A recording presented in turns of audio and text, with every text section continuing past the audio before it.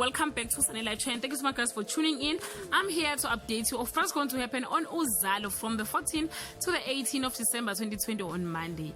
Amos asked the church to pray for him. Kabanga reveals that Kapsile has MS.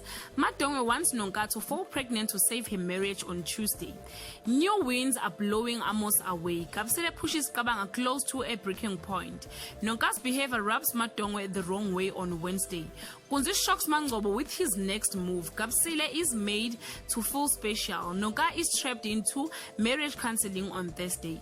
Kunzi is ready to attack and get to back his business, but is he prepared for what awaits him? Kabanga has reached the end of his tether with Kapsile.